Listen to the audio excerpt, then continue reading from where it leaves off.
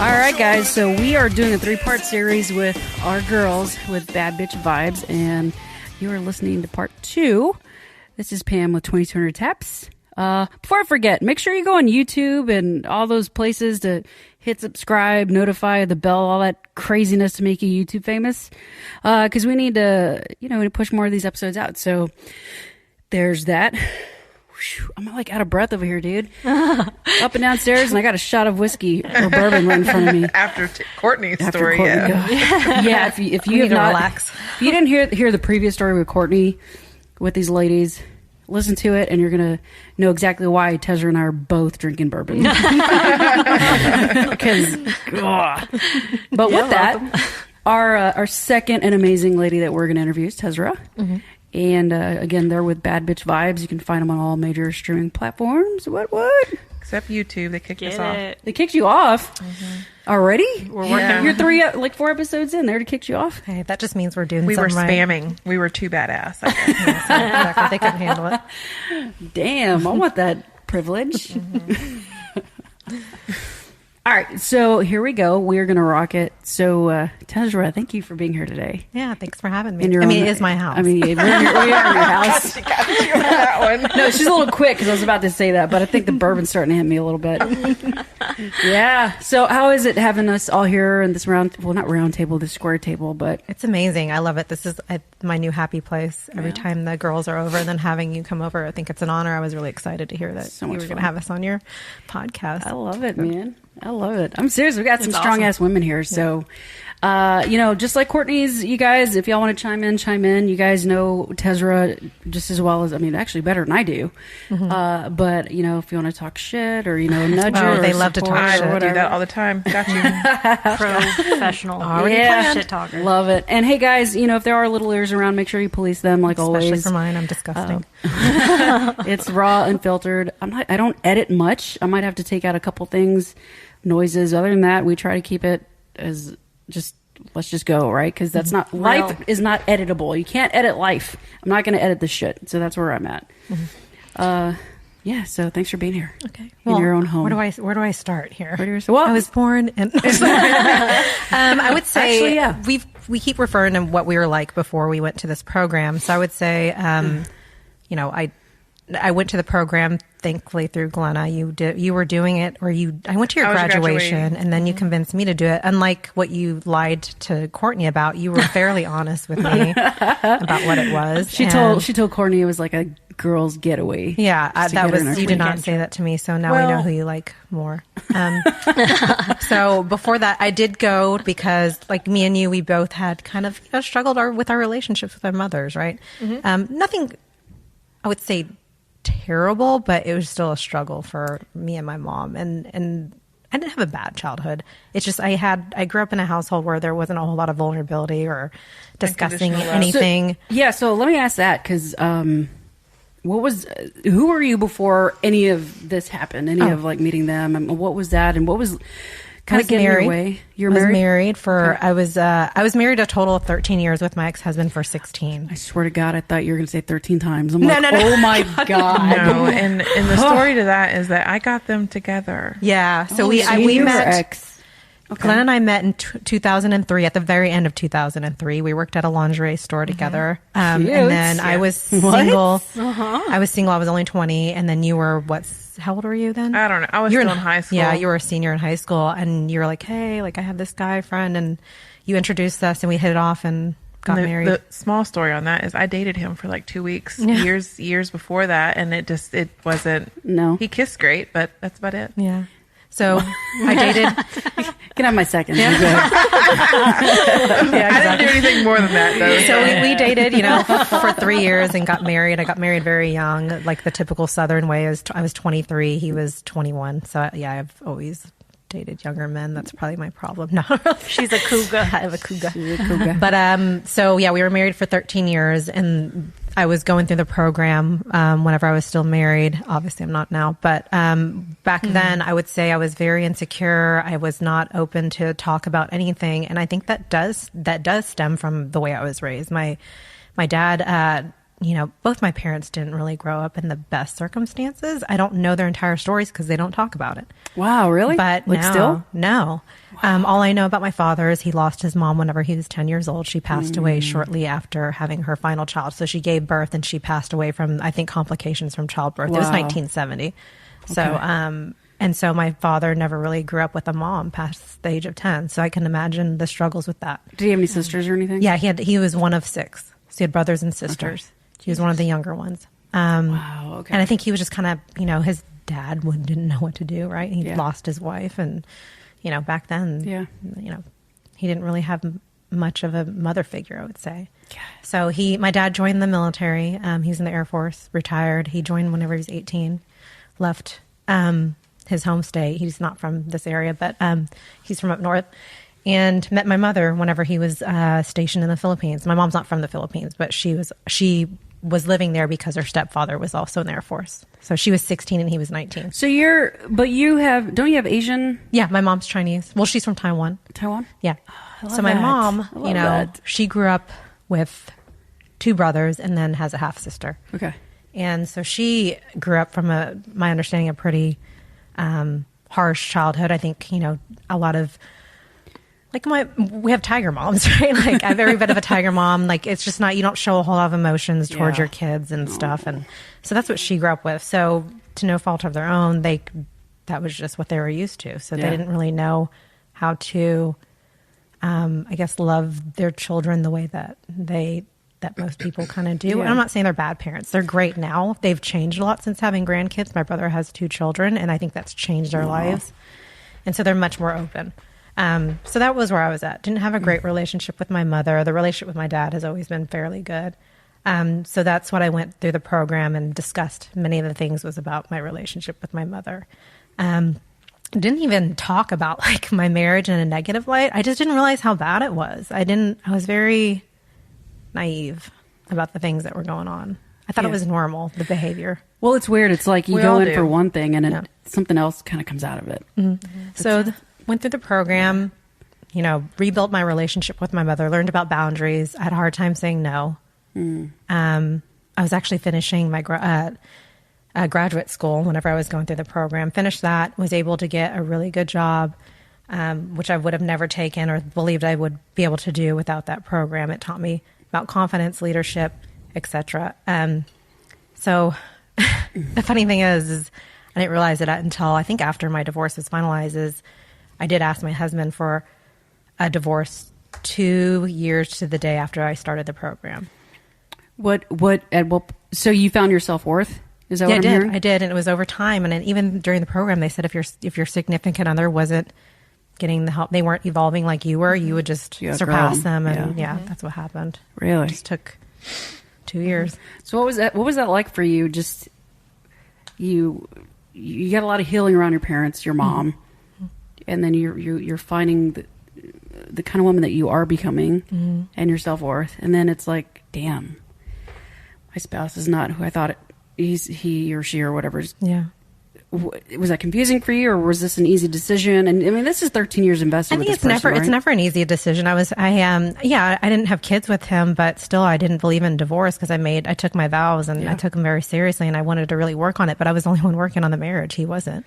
Oh. So you can't have one person working for something, and eventually there's just a ton of resentment. And also we were so young, so we naturally grew apart, right? Like he's an extreme extrovert. I'm an introvert. He wanted to do all these different things that I didn't want to do. So we were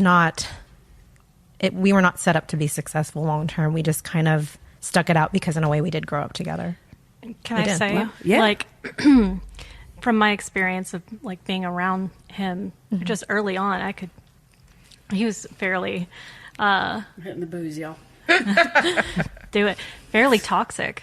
Exactly. To be around, just even from my perspective of hanging out in a friend group and having him be there, I felt like he did not want to be there. He was only there maybe because of almost like he was watching Tezra. He was. He's that's very kind of what I controlling, picked. And then he would insecure. also fight with her and demean her publicly in front of us. He did that at my wedding. I would get Who's angry and defensive, but I never felt like I was in a place to say anything. And so we've talked a little bit about that since then. He has but his own story. He was just raised in a very dysfunctional environment. So he had no example of what a loving relationship could be. He had no chance of, like, his chances of knowing how to be a husband were slim to none. Not that I'm trying to provide excuses. He had no example. No, and we want to be careful because, like, that's his story, right? Yeah, exactly. And he's not here to tell so I don't want to. I don't want to be careful with that. But but this is what you went through. It is. So even during the program, a lot of times after the classes were over, a lot of people would go and like congregate and play, card games or go have dinner together. Well, I was not allowed to do that while I was going through the program. I had to go upstairs and talk to him on the phone and make sure that I went to bed. And because he did not want me to, cheat with somebody in the class, or just, he didn't think it was appropriate for me to go do those things as a married woman. So I lost a lot of that, like really experiencing my classmates on a different level because he was just making those demands and I gave in to them. And whenever we got divorced or I told him to leave, I said that you kind of ruined that opportunity within that program for me. And he said, yes, I absolutely did. And it's crazy because like it's not what you do in the room, it's what you do outside of the room that is like a lot of the work, which is crazy. And that's not to devalue or say that the work you did in the room doesn't matter, because it does. But they even tell you that. They're like, hey, when you leave this room, that's when you start mingling, talking. You get to like actually talk deeper about the things that you just learned. It's not that you're just playing games and fluffing things up. It's like you are enjoying yourself, but because you're relaxed around people who you can now trust, you've been honest with in front of, they care about you and they want to like even push you a little bit more into like exploring those things. So yeah. So when you realized that you missed all that, excuse me, the bourbon's starting to hit. How'd you feel when you realized, holy crap, like that just happened? Yeah, I felt like I missed an opportunity to heal certain parts of myself that I could have. And I felt like I needed to go back through the program, honestly, and re-experience it and have that experience. But obviously that wasn't easy. I was going through divorce during COVID. So, But what's crazy is you're still surrounded with people that have gone through it. And I feel like you're getting it. That's true. I love that you just said that. It's true. Yeah. Just because we're not at a hotel for a weekend, they don't even do that anymore. It's all changed. It's all different. Okay. But the fact that you have your core nucleus That calls you out on your shit every day. Still, you do. That's exactly what it's like. You know what I'm saying? It's just like instead of like 20 people on your ass, you got a few people. Glenn is like the equivalent of about 10 people on my ass. Yeah. So, I would just I don't know, maybe different perspective, because I feel like you have really, really good, solid people around you that are willing to go in the trenches with you and pull you out of it, Yeah. So I don't know how much more I want to talk about like the divorce. I mean, it happened. It was, you take us wherever it was done. And the thing I would say is I was, I got divorced and I did what most people do. I was trying to have fun and enjoy myself and play around, and I ended up in a relationship much sooner, another relationship much sooner than I should have, and I wasn't healed. And I had the perception of this person as being much better, and like, and it was an on and off thing for a couple of years. And so that was something I should have known better. At least I told myself I should have known better from going through the program, as I should have seen the things in this newer relationship that I saw the red flags, but I just ignored them. I thought it was a circus. Like, I don't know. But so, ended that relationship earlier this year. And then there were things I do tend to, like I said, I keep secrets, and secrets, always come out eventually. And so she's looking at me because she kept secrets from me. I know. So there was some emotional abuse. Well, there was definitely emotional abuse in my marriage. And then some physical abuse in like, I would say year 2 to 3. It was very brief, and then nothing towards the end. Not to make it right, but there was some physical stuff that happened. And then, thankfully, as far as I know, my ex-husband has grown from that, and I don't know if he's that person. That's not my story, right? And then I get into this other relationship where there's also a lot of emotional and mental abuse and a lot of gaslighting. I had never experienced gaslighting like that. I was always, that's what it's meant to do, is confuse you, right? Yeah. So then it was kind of the opposite. Towards the end of that relationship, things had started getting physical. And there was an occurrence that happened that ended that relationship. But that person never acknowledged that it happened. He was just like, you know, I don't want to be mean to you. I'm going to go get help that I need. Never got it. And then went no contact for a couple months. He started coming back into my life. I allowed him to come back into my life because I thought that he had worked on himself. And then it turned out to be very obvious, like a few months later, that he had not. And that's whenever the realization of what kind of person he was. I think he's a very covert narcissist. And I kept the secret of the abuse to protect him because I thought he was working on himself. So then I was damaging my own mentality and keeping secrets from them. And then after that came out, I was just so ashamed because I should have known better. What's hitting you right now? You know, you go from one relationship where somebody treats you like shit, and then you go to the next one, and I was vulnerable, right? I learned from the program, like, you share things with somebody, especially whenever in a relationship, and I shared those things with him, and he used it against me. And I just didn't realize it until recently. And it's scary.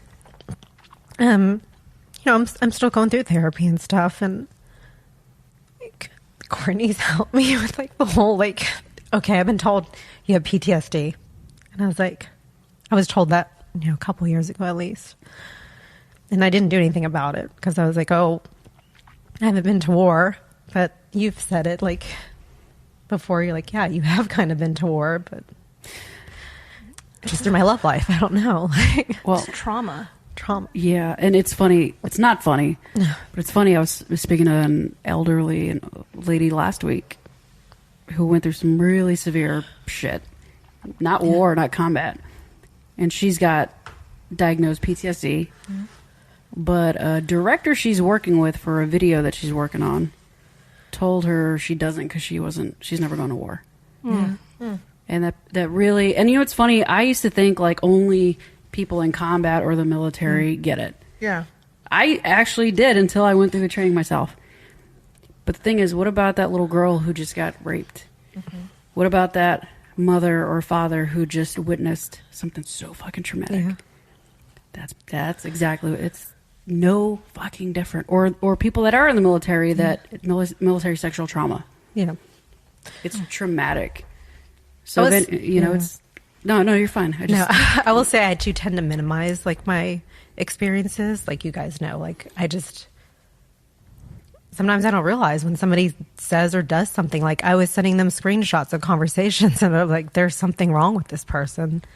And I think I had too much compassion and hope that somebody would change that never could.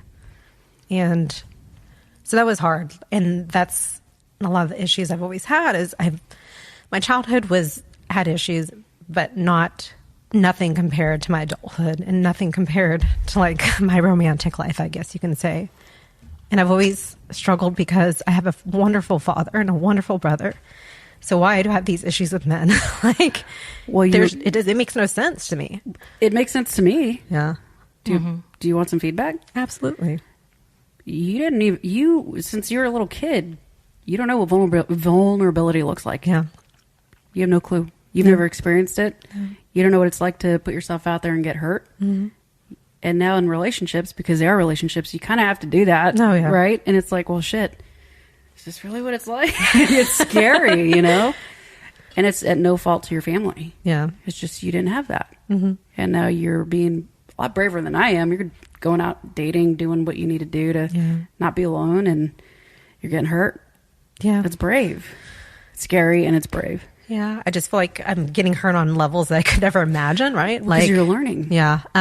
So that, like, you're right. Like I did want to give up on dating. I took a break and I worked on myself for a while, and kind of in a way I was like, well, if I just give up, then that person's winning, because I think that's what he wanted me to do, is not want to move on and just be scared. So I did decide to start dating again, and I did know my worth, right? I didn't really have I did have standards, but I was always like kind of lowering them for certain people, and then they couldn't even meet those standards that I lowered. So now I am, when I have dated, even though I wasn't necessarily looking for like the one, like you guys saw, like I was at least like, they at least had to have a good career. They had to like have all these different qualities that seemed good, at least, you know, on paper. And then I would go meet them and change my mind. But I would let them, you know, I wouldn't stick around too long. Yeah. But, so that's like another thing is like, you know, anytime I've like thought about the fact of getting into another relationship, it has really terrified me, because it's like the last person for sure had a mask on for such a long time, and he was able to listen to my story. I wouldn't say he was very compassionate or empathetic. That's something I should have seen that was lacking. But the fact that he heard my story and knew it, and then he used it against me, is something I'm terrified to meet somebody, especially being on a podcast and telling all the things. Like, it won't take anybody for somebody to listen and be like, oh, well, this is her story. Like, yeah. And what my fucked up mind is, what way can I manipulate her? Mm-hmm. Just like the other ones did. So that's something I have to take. Maybe I don't have to take into account. That's just maybe my paranoia or my PTSD. Is thinking that there's so many people out there that can be like that when they, hopefully, they're aren't. Yeah. Can I challenge you on something though? Always. I was going to say something. Good. I was going to say that I think you mentioned earlier about red flags, right? And something that I do see in you that I've had in myself is generalizing like a group. My therapist says generalizing is the kiss of death. Yeah, so generalizing like men into a group of behavior where, you know, they're always, you know, men are always going to be cheaters. Not saying that you said this, but just examples, right? Or, of course, they're always going to treat you badly. Then you're setting up that expectation. And when you set that expectation, you're going into a relationship looking for confirmation bias. So you're looking for that man to confirm that he's going to treat you like shit. And you're more willing to accept that behavior at that point because you don't think that anyone is out there that wouldn't. Yeah, that's a really good point. And I think that's why I accepted the behavior from my ex-boyfriend is because it was comfortable. It was similar to what I was used to before in my marriage. And I didn't take enough time after my marriage to heal from that. Right. And process. But it wasn't different. Like, it was similar, but it was different enough to feel safe. And that's where you became scared now because you realized, oh, this was just a different kind of evil. Like, this was a different type of abuse. And so I think I'm going to be cautious around the use of like red flags, right? Because that puts the onus on the victim. It puts like all of the responsibility on you to recognize those red flags when you've literally had no training, no tools to help you recognize when those are red flags. Like, he didn't show empathy. Why didn't you pick up on that? That's my fault. I must have done something wrong. Well, also recognize that you didn't have empathy and vulnerability reflected to you at any point during your childhood or during your first marriage. So why would you be looking for Only that? Marriage? Only marriage? You said only first. marriage. Just to be clear, I'm not only marriage. You. Clear. Well, there's always the future. So, yeah, I just want you to recognize that you couldn't have recognized those as red flags at the time. And I want to challenge you to not have to take all of the responsibility for recognizing those things. You know me, I'm taking responsibility for everything. But then you don't put the responsibility on them when they're abusive. And that's another thing, as I was so used to being blamed for a lot of things in both of my most serious relationships is like, well, you ruined this moment. Like, anytime I try to approach a conversation from trying to resolve an issue, well, why are you doing that right now? You're ruining the day. You're ruining dinner. Like, you just did this. That was something that I experienced a lot in my last relationship. Found some real winners, man. I know. God. Don't we all? God. And that's the thing is like, fuck, I went through this damn program and I should have seen this shit. Like, what the hell is wrong with me? But you did it. I mean, you're not going to. Yeah. I mean, you worked on other stuff in the program. Just because you go to Home Depot and you buy a tool set doesn't make you a home builder. You're not Bob Vila. Yeah. But I am learning. I'm learning to forgive myself. And I do have you guys like as my consultants. Consultants. What the hell? Where's this going? Where are you taking us? Jesus. Well, with my dating, like I'm very like I tell you guys everything that's going on. I mean, probably a little overkill. Like I literally will share Very screenshots of much overkill. conversations. Well, not overkill. I'm like she just not overkill at that point. Like I mean, you guys know how many times I've had sex last night. I do. Yeah. Oh my God. What When position? I'm mentioning like overkill, not saying that anything you share with me, I don't like. You can share with me everything. Am I doing something wrong? Good. Keep talking. Okay. Let me just say, I opened up my phone and there were 72 unread text messages in less than like 2 hours. I was like, Jesus. Not just from Tezra, but like in I our was group busy chat. last night. They were Sitting right next to you. Yeah. When she's quiet, I know she's. I'm busy. Between these two girls, though, like we talk a lot. We talk about everything. I don't mind talking like to y'all anytime. When I was mentioning the overkill thing, not saying like don't ever message me again on your shit. I was saying like you. I guess I can say overreact on a lot of things, and I have to call you. Well, out on that. it's the I know trauma it is. trauma But response. the only way you're going to learn from that is if we call you out on that. Well, yeah, and that's why I have you guys. Even your significant, like you both were tag teaming me the other night whenever I was trying to me and my other half, self-sabotage. we talk about everything. And Y'all need to invite me on these conversations. he was And like, I'm so stubborn. I'm going to text her right now, and he said, "Do you know I love you, right?" And he was texting her, and she's like, "Shit." I said, I know, Are I you was looking in at your trouble. phone? And she goes, "Yeah, I got his text." I'm like, "Well, listen to him." So, I'm going to ask you a question, and I got to follow up. Okay. Do you even know what it looks like to have people that know your story, that can nurture it, and it be a safe, you have a safe place with them? Oh yeah, with Glenna and Courtney all the time. Male figure. Yeah, a male figure. I'm just, yeah, you can ask that. I just meant in general. Probably just your significant other, Glenna. That's probably the only man I would. I've told things to my dad. You know, and my dad is. I think it's hard. He doesn't want to hear that his daughter's been hurt like that. That's really hard for him to hear. My brother's like this sweet, nerdy, like naive guy. So he's very great, but I just don't think he can process the things like the fact that he can't even believe that he actually liked my ex-boyfriend and he couldn't even believe the things that have happened. So I think it's hard for them to process that, right? Because I'm, his daughter and I'm his sister, so they can't imagine like a man doing those things. I would say that I've been more open with the most recent person that I've started seeing and have told him some things, and he's been very accepting of listening and understanding. Yeah. So, but other than that, I wouldn't say it'd be too close. Not a male yet. That's something I am working on with through my therapist. As she did say, like focus on. In order to gain more trust with men, you need to see how you feel. Like, how does your body react? What are you thinking and feeling whenever you are around those men in your life that you do trust and feel comfortable around? Which is, I have a few of those. But that's something I'm working on for sure. It's just going to take time. Yeah. Yeah. But you know what it looks like. Yeah. You know what it looks like to share your story with others and they don't throw it back at you. Mm-hmm. Oh, yeah, for sure. That's pretty dope. Yeah, absolutely. And Glenna is probably going to kill me if I ever hide anything from her again. I wouldn't say hiding. I was ashamed, right? Like, I think who wants to say, I tell you what my shit looks like sometimes. I mean, it's I know, but who wants to say like somebody, I had a guy friend send me pictures of his. Oh yeah, That's they why I'm love to do laughing. that shit. I mean, I did it first. I wouldn't put it I beyond haven't done Glenna. the pictures yet, but that's a good idea. No, please do not. Only do it. I Only don't do want it the day after you eat. I'm beets. already traumatized enough. I'm already You got to traumatized. eat beets and then take the picture. Or the It's like best ones. glowing. This is probably TMI. The period shits. Oh my god! Thanks for putting this into my fucking segment, you bitches. What are you talking about? Thanks for putting this in my listeners' ears.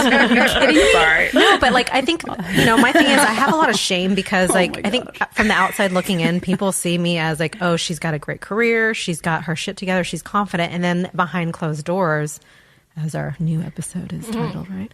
It's a good one. I was experiencing a lot of abuse. You know what that reminds me of? Yeah. Facebook Oh. Yeah. Yeah. Yep. or social media. Mm-hmm. You just highlight reels. Yeah. You don't really know what's going on behind closed doors. Yeah. I I'm was gonna ask really if you could good say at every more. part of my life except for that. very good, but I'm working on it. I think it's getting better though. I think you just keep showing up the way you are. Yeah. Good, bad, or indifferent. Yeah. Can't really hide behind closed doors. Yeah. Take me for, as I am. Yeah. But I think, especially with us having a podcast, I think it is important for me to tell that part of my story and not ever hold back. So honestly, I don't think I ever could. Like if I ever experienced these things again in a relationship, it would come out much sooner, just based on what the goals that we have with this podcast. The fact that I cannot hide certain things anymore. I have to be truthful. I've had to give my parents a heads up about things because my parents haven't said anything to me, but I'm sure my dad listens and he doesn't say anything. But I did have to tell them certain things about my marriage before it aired because I didn't want to shock them too much. My mom was upset. She started crying. So, yeah. How cool is it to know that even having your own show can be therapeutic? It is. It's like a therapy session every time, I'd say. And then, you both are really good at it, but especially Courtney is really good at getting stuff out of me. She can tell whenever I'm kind of struggling with being, I don't struggle with being vulnerable. I just struggle with like getting information out. And like Courtney is really good at Courtney getting wants stuff the meadow. out. She does. She wants the long version and then she wants all the details and. Oh, you want the story. I do. But you're a later. Big squishy relator. Oh, no. Well, actually, I was conditioned relator. So was I. I'm actually a commander, but I'm very invested in psychology. I love that. And I know that the details are in the big picture. Yeah. And you're not going to see everything. She could give me the bullet point story. That's what I do. I'm a bullet pointer. She is a bullet pointer. She's a commander. Me too. Yeah. And and to me, it's kind of like, okay, well, thanks for the highlights, but tell me how you feel about that. Because that's where you hurt. Yeah. That's where you feel. And I understand it's really easy to like bullet point and not feel. But if we're going to heal, then you have to feel it. Yeah, there's been so many occurrences where I was starting to experience things like flashbacks and stuff. And I didn't really know what that was. And I've had to ask you about that. I was like, what does this mean? And you're like, is this normal? Like with PTSD? Yeah. And you said, yes, it is. And we've talked about the different things that I can do to work on that. And they're just crazy things I just thought were normal to have these feelings and things that happen or to have people talk to you a certain way or treat you a certain way. I didn't realize were bad until I started talking more in detail with you guys, especially you, and you being able to identifying the psychology behind it is what really helps. I think a lot of us don't even realize that something is happening. We haven't processed that we are experiencing trauma, either while it's happening or after it's happened. And maybe most often times whenever some big event happens where it's like, oh my God, that was actually something. That was like when he did this. So with me in particular, I tend to, I still remember the event happening, but I tend to shut down and not think about it until like months later. And then I start having the flashbacks. And then I still have some short-term memory loss, and I didn't realize like PTSD can cause that. Because it's trying to protect you. So the guy I was seeing, he asked me a question and about something, and I completely he'd ever asked me if I ever had like a pregnancy scare, and I did. I even talked about it the second episode about trauma, and I completely. Oh no, I haven't. And the next day I'm like, what the fuck? I literally just talked about this, that I did. And so the next day I had to explain to him, like, sorry, like this is part of, my issues. And I was like, I didn't mean to lie to you or mislead you. I was like, but I did. I just wanted to but for some reason, like something as simple as that, like I was like, I should have fucking remembered that. No. So don't shit on yourself. Yeah. You gotta stop that. Yeah. David, the founder of the gym, ATF, he was on a podcast and he was talking about how he went to therapy and all this. And they had asked him, hey, did anything happen to you when you were a little boy? And he's like, no.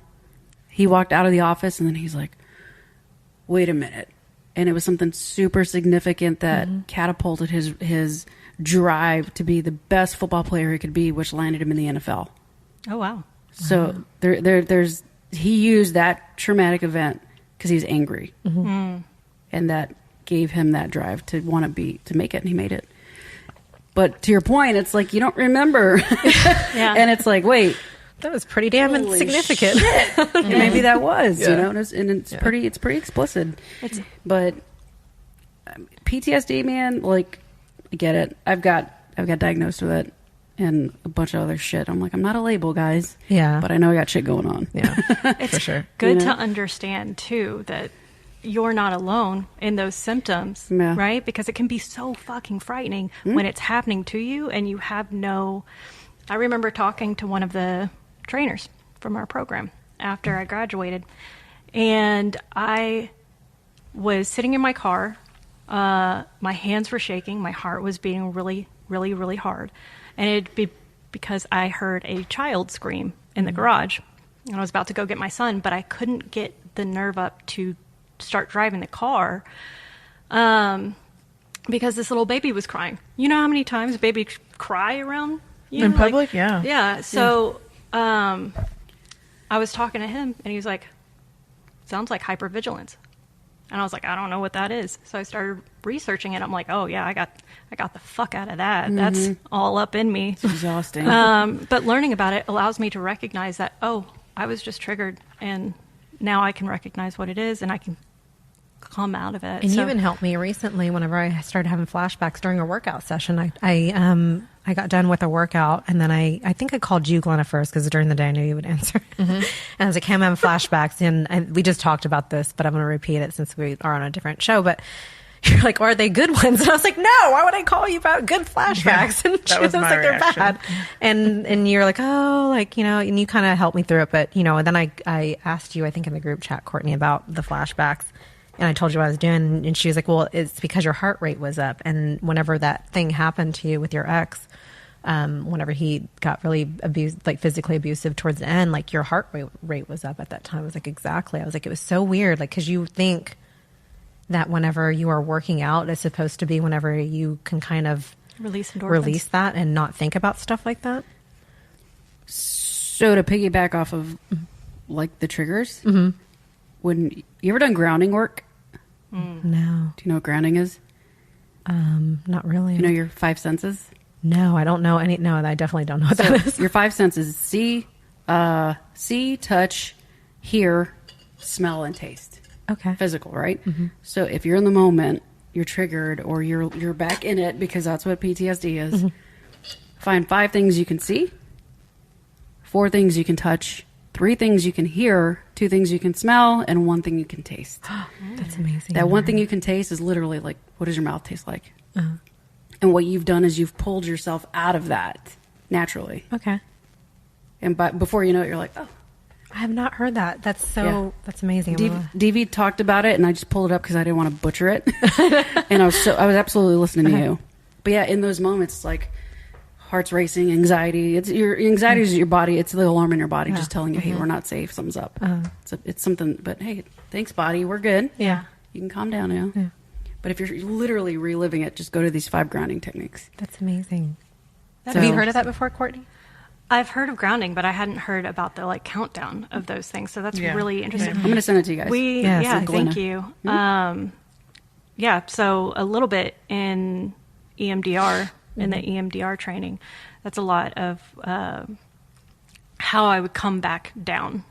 So the analogy was like going up into an air balloon to look over these events in my life and kind of see from like a far off perspective what was going on. So coming out of that was like coming back down and then grounding yourself, and then like opening your eyes, looking around, looking at what's around you, is kind of how they approached it. But having that countdown is really effective. It's kind of like the breathing technique too. Breath work is amazing. Yeah. So you breathe, what is it? Breathe in for... It's box breathing. Remind me. So you breathe in for 4 seconds, hold for 4, out for 4, hold for 4. So it's like a box.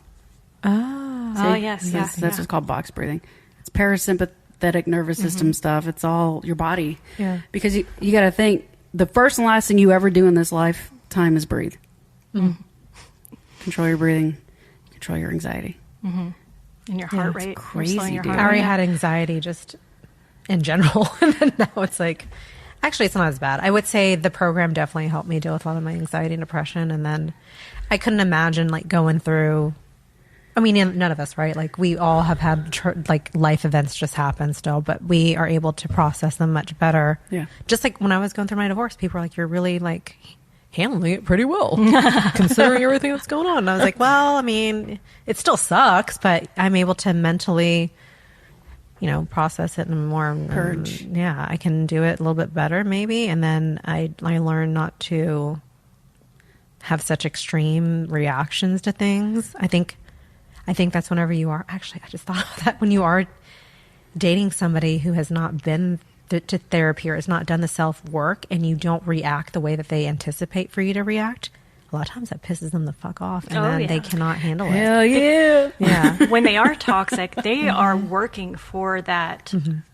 reaction. Yeah. They want that high level reaction, because if they can get that from you, that's really when they know that they have control over your mental. You learned how to move your buttons around. Yeah. Can't press it if you don't know where it is. So let me ask you this. You've obviously there's a lot of shit there, and that you've worked through, especially. Where are you at now? Besides the dating spiel, because I mean, hell, we all go through that, right? Oh gosh, that's like a big topic. Just in general, like from In where general? you were before the training to where you're at now. Like, what does that look like for you, for Tezra? I'm definitely more confident. I'm very comfortable with saying no to people. I know how to have boundaries. Before I didn't have that. I feel like when it comes to like any time somebody tries to say, like, criticize me or say something about like, oh, must be nice or something like that for the things that I've accomplished, I'm more able to not really take that as a jab like they would want me to. Yeah. Before I would just kind of bow down and feel like so insecure if somebody would try to say something to me, and now I'm just like, I just whatever. It doesn't do anything to me. I mean, you're not going to tell me who I am. I know who I am at this point. I mean, it may have taken time for me to figure that out. Even with my last relationship, there were things that were said about me, I think as his attempt to try to minimize me. And I'd like, what the hell are you talking about? Like, no, like I know who I am. And even more so after that relationship has ended and I've had that time to heal and work on myself and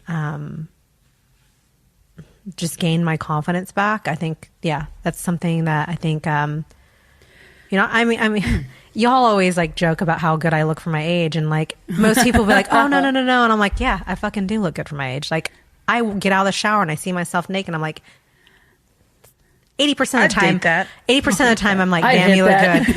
Like I have certain times where I'm just like, oh, like you're a little bloated. You probably had too much salt. You probably shouldn't have that block of cheese. That's my...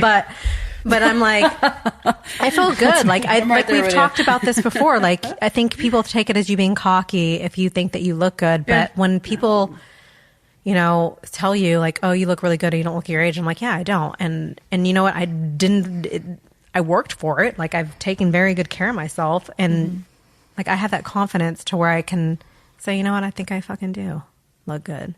Like, so what? It's by intention. And, I've worked hard for everything that I've had. Like I don't have a house because I just fucking didn't work for it. Like I worked my ass off. Like you guys know the things I've had to sacrifice and do. And we all have. Like we all work really hard. So that's the thing that I think, the confidence and the assurance that we know that if we're going to do something, we're going to do it really well, and we're going to be pretty damn successful at it. Yes. I think that's something we all gained from that program that we wouldn't have had before. Oh, yeah. Yeah. So, Yeah. Yeah. Dang, girl. Told you a few badasses that I'm sitting with today, man. Well, how you feeling right now? I'm feeling better. I'm glad I got that out. That was very therapeutic. I got my one cry out for the week. Yeah, you want to cry out. I don't want to keep you there. No, I'm good. I feel better. Thank you. I appreciate it. Yeah. You look great. You look fabulous. Thank you. Well, anything you want to tell our listeners before we get done with you? And on to Galena. I would say, give yourself grace, forgive yourself for the mistakes you made. If you happen to do some dumb shit like I did and got out of a relationship and get into another one that's very similar, or to the one that you had before. Just forgive yourself and learn from it. Hopefully don't make it a cycle, but forgive yourself. We all make mistakes. Just be safe out there. Watch out, know your worth. Don't settle for, do not lower your standards for anybody. Have common sense, right? Don't be expecting like a guy that makes, $500,000 a year and has a 12-inch dick, but oh my God, guys. Damn. This is their podcast now. It's not even mine anymore. Like, I think my listeners are gone after that. Don't be what was I? Don't be a dick? A captain fix a bum instead of Captain Save a Hoe. I was a captain fix a bum. Don't be one of those. You're gonna fucking regret it. Like, don't do it. You never heard that. Don't do it. Know your worth. No, see the red. No, I'm not gonna say red flags, right? See the things that are, that may have been comfortable in your last relationship that weren't healthy. If it made you feel negative, if it made you feel sad, if it hurt you, and you don't feel like you're in a safe space to talk about it, confide in your friends, confide in someone, and never who you can trust, ever, and talk about it and see. Yeah, I would say also, and we had to say this in our last episode, I would say never ever protect somebody who has put their hands on you in any way. And never, do not hesitate to call for help when that happens, because believe me, it will come back in some way where it'll just come back. You'll regret that decision of not saying something. It's hard. Yeah. It's super hard, but they have actually programs out there that will help move you out of the house and get you out of there. Yeah. There's a lot of really cool things in place for people with domestic abuse situations. So don't settle for less. I think this is the takeaway. Yes. Know your worth. Yes. I love it. Thank you. Thank you so much for being here in your own home. All right, guys, get ready, because next up we have the incredible Glenna. Woo-hoo. All right. Yeah. Y'all better make sure y'all come on to the next episode, because you're going to want to hear this. All right. Peace.